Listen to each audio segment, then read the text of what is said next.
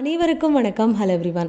ரொம்ப ரொம்ப சிம்பிளான மெத்தடில் காய்கறி எதுவுமே இல்லாத சமயத்தில் இந்த மாதிரி ஒரு சிம்பிள் மோர் குழம்பு ரெசிபி செஞ்சு பாருங்கள். ரொம்ப டேஸ்டியாகவும் இருக்கும், நல்லா உங்களுக்கு திருப்தியாகவும் இருக்கும். மோர் குழம்பு நிறைய பேர் நிறைய மெத்தடில் பண்ணுவாங்க. நம்ம பண்ண போகிறது ரொம்ப ரொம்ப பேசிக்கான மெத்தடு. இந்த மாதிரி ஒரு வாட்டி ட்ரை பண்ணி பாருங்கள். இதை செய்கிறதுக்கு முதல்ல ஒரு 5-6 சின்ன வெங்காயத்தை கட் பண்ணி சேர்த்துருக்கேன். 1 டீஸ்பூன் சீரகம், ஒரு சின்ன துண்டு இஞ்சி, 3-4 பச்சை மிளகாய், நல்லா ஒரு கப் அளவு கெட்டியான தயிர் ரொம்ப புளிக்காமல் இருக்கணும். கொஞ்சம் புளிச்சிருந்தால் பரவாயில்ல. கிட்டத்தட்ட ஒரு 3 குழிக்கரண்டி அளவு இருக்கும் இந்த தயிர். இது வந்து ஒரு 2 பேர் சாப்பிட்றதுக்கான அளவு. இப்போது மிக்சி ஜாரில் வெங்காயம், பச்சை மிளகா, சீரகம், இஞ்சி மட்டும் சேர்த்துட்டு இது கூடவே ஒரு 2 டீஸ்பூன் ஃபுல்லாக துருவின தேங்காய் சேர்த்துக்கலாம். இது கூட 1/4 டீஸ்பூன் மஞ்சத்தூளும் சேர்த்துட்டு முதல்ல தண்ணி விட்டு நல்லா திக்கான பேஸ்ட்டாக அரைச்சிக்கலாம். நல்லா மையாக அரைச்சிக்கணும். தண்ணி நிறைய சேர்த்துடாதீங்க. இப்போ இதை தனியாக எடுத்து வச்சுட்டு அந்த ஜார்லேயே நம்ம எடுத்து வச்சுருக்க தயிரை ஃபுல்லாக சேர்த்துட்டு தண்ணி எதுவும் சேர்க்காமல் ஜஸ்ட்டு ஒரு ஓட்டு ஓட்டிட்டு இப்போ எல்லா பொருளையும் ஒரு பவுலில் ட்ரான்ஸ்ஃபர் பண்ணிக்கலாம்.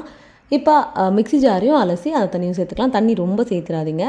கொஞ்சம் க்ரீமியாக திக்காக இருக்கணும். அப்போ தான் நல்லாயிருக்கும் மோர் குழம்பு. இந்த அளவுக்கு கன்சிஸ்டன்சி கரெக்டாக இருக்கும். இது அப்படியே இருக்கட்டும். நெக்ஸ்ட் இப்போ நம்ம சூடு பண்ண போகிறோம். அதுக்கு முன்னாடி கொஞ்சமாக கொத்தமல்லி தழையை நல்லா குட்டி குட்டியாக கட் பண்ணி சேர்த்துக்கலாம்.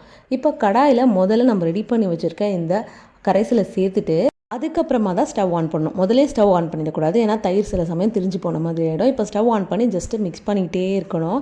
அப்போ வந்து இந்த மோர் குழம்பு லைட்டாக ஹீட் ஆன மாதிரி ஃபீல் ஆனதுக்கப்புறம் ஆஃப் பண்ணிடணும். நீங்கள் கை வச்சு பார்த்தீங்கன்னா உங்களுக்கு தெரியும். இது லைட்டாக சூடான உடனே நீங்கள் ஆஃப் பண்ணிடணும். இப்போ சுட்டுருச்சு, ஸோ ஆஃப் பண்ணிடலாம். இப்போ இது தாளிப்பு கொடுக்க போகிறோம்.